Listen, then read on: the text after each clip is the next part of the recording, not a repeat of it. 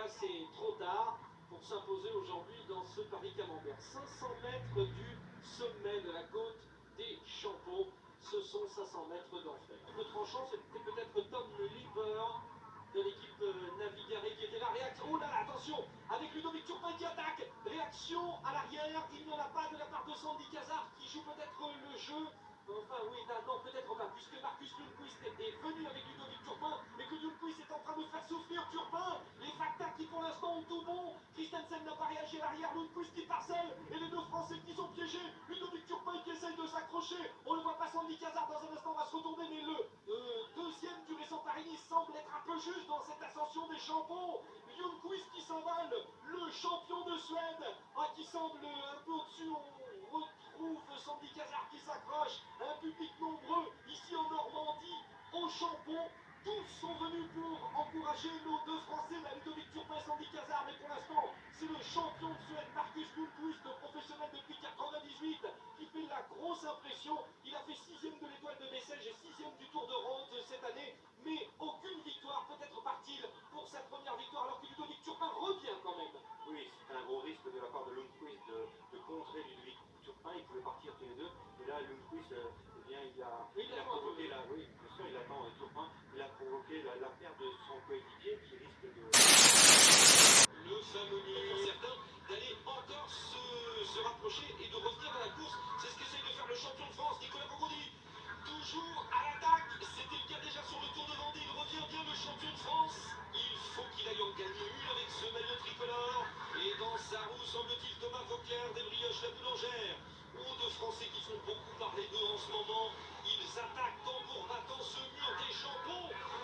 Le but du jeu, c'est de ne pas trop en donner pour essayer de tenir. Il est en train de jeter son bateau. Va-t-il pouvoir en garder pour basculer, je dirais, et monter cette dernière difficulté qui est à 17%, je me répète, c'est surtout les 500 derniers mètres. Là, il faut savoir doser son effort. Derrière, donc, Nicolas Vaugondi, Thomas Vauclair et Laurent Brochard de retour, alors qu'il reste 500 mètres avant le sommet du mur des Champeaux, les plus durs, effectivement, Gilbert. Et on va voir comment Laurent Brochard va gérer ça. Attention, Laurent Brochard essaye de contrer. Et là, monsieur Nicolas Vaugondi, c'est maintenant qu'il faut prendre la route. Thomas Vauclair est lâché, c'est bien maintenant. Le grand équipe Brioche, la Boulangère, ne croit pas revenir. Tout comme le champion de France, Nicolas Vaugondi. Oh, il est fort, monsieur Brochard. Oh, Laurent Brochard est très fort. Il a attaqué une première fois tout à l'heure dans Moulin-Neuf. Il remet ça dans les Champeaux et essayait d'aller le chercher. Il mouline peut-être un peu plus que d'habitude d'ailleurs dans cette ascension. Oui, mais il fait quand même la différence. Il a pris mètre par mètre et il réussit à s'en aller. On le revoit un petit peu dans son style quand il gagne Mont-Saint-Clair. Ah, sur le midi libre. On espère retrouver le midi libre dans un an. Il n'y en aura pas cette année. Nous avions passé un bon moment sur cette même antenne.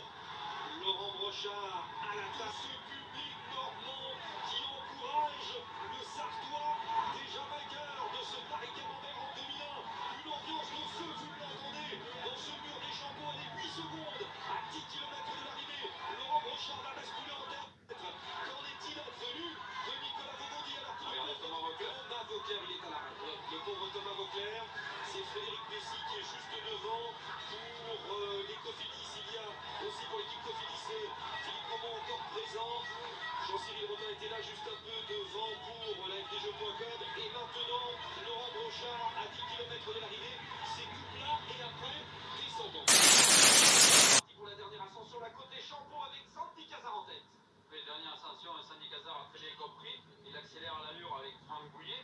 Derrière, Laurent Brochard peut sortir, comme le coureur du Crédit Agricole, Chachkirin, qui pourrait sortir et qui sont des garçons très impulsifs dans des ascensions comme ça courtes. Mais maintenant, c'est vrai que chacun a une certaine distance. Il faudra se méfier, Frédéric, c'est surtout au sommet qu'il n'y ait pas un contre d'un de ces coureurs. Jérôme Pilot lâché, il a beaucoup travaillé, Jérôme Pilot. Il faudrait qu'il accroche les roues. Il a remporté la classique Almeria cette saison. Il a fait 7e du Grand Prix du Rhin, 8e de l'Étoile de Bessèges, 6e du Grand Prix d'ouverture. C'est un bon Jérôme Pilot en ce début de saison. Lui qui est né en Normandie, à Mont-Saint-Aignan, en Seine-Maritime. Oh là là là là, ouais. Alors, tout le monde est repris. Sandy Cazard se retourne. Franck Bouillet ne se pose pas de questions. Et on relance Franck Bouillet, est impressionnant. Oui, très très fort. Il est en train de relancer. C'est pas posé de questions.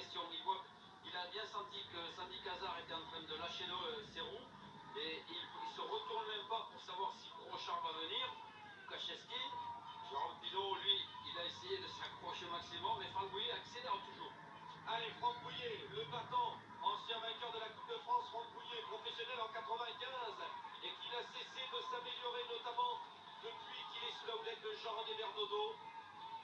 Deuxième de Cholet-Pays-de-Loire, on s'en souvient à 2 reprises.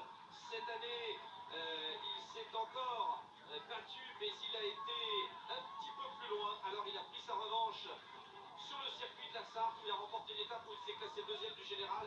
Et là, il est vraiment en très grande forme, juste avant le Tour de Vendée. Tour de Vendée qu'il avait remporté, c'était en 2002, en direct sur notre antenne. Le retour de Laurent Brochard. Laurent Brochard qui vient de faire 2 superbes manches de Coupe du Monde, et notamment une 13e place sur le Tour des Flandres. On a vu une superbe accélération de Laurent Brochard, il faut se rapprocher. Derrière, c'est le deuxième groupe qu'on est en train de voir actuellement. Oui, avec Charot. Christophe Agnolito également. La dernière difficulté de la journée, le très redouté mur des Champeaux avec des passages à 18%, une difficulté placée à 10 km de l'arrivée, où l'on voit Sandy Cazard profiter de l'occasion pour tenter sa chance. Sandy Cazard qui sort d'un très bon Tour du Pays Basque, mais qui ne parviendra pas à résister au travail du peloton, et c'est finalement un groupe de 40 unités du jamais vu sur Paris-Camembert qui se présente à Vimoutier, un groupe réglé par l'Espagnol Alejandro Valverde. Voilà le favori de l'équipe Caisse d'Épargne qui s'impose en spécialiste des arrivées en course. A encore les ressources d'attaquer, mais ce n'est plus aussi tranchant qu'auparavant. Les 16 poursuivants sont en train de revenir, et au sommet, c'est Maxime Médérel de l'équipe Big Magdebert qui accélère. Le sommet du mur des Champeaux, c'est le néo-normand natif de Mantes-la-Ville qui porte une attaque fulgurante. Les pourcentages de plus de 15% permettent à Sandy Cazard de prendre une dizaine de secondes. Il sait que derrière, en cas de regroupement, Pierrick Thénotaux, son équipier, pourrait faire jouer sa pointe de vitesse. Souvent placé, jamais vainqueur, sur Paris-Vimoutier, Sandy Cazard semble abattre sa dernière carte.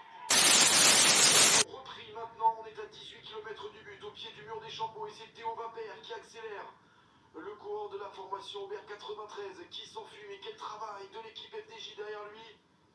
Nicolas Baldo qui est toujours présent, l'équipe FDJ également, l'équipe Europcar.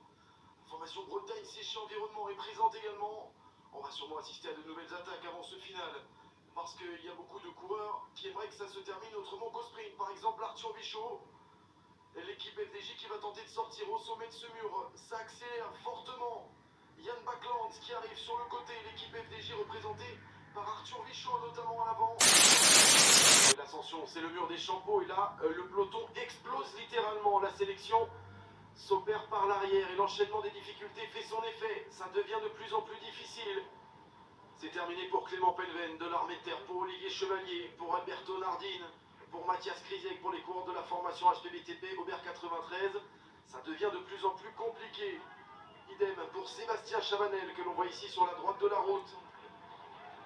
Ouais, elle fait mal, elle fait des dégâts cette côte. Florian Vachon en difficulté également, lui qui en plus a connu cette petite erreur de parcours il y a quelques instants avec Evalda Siskevicius. Ça coince à l'arrière de ce peloton.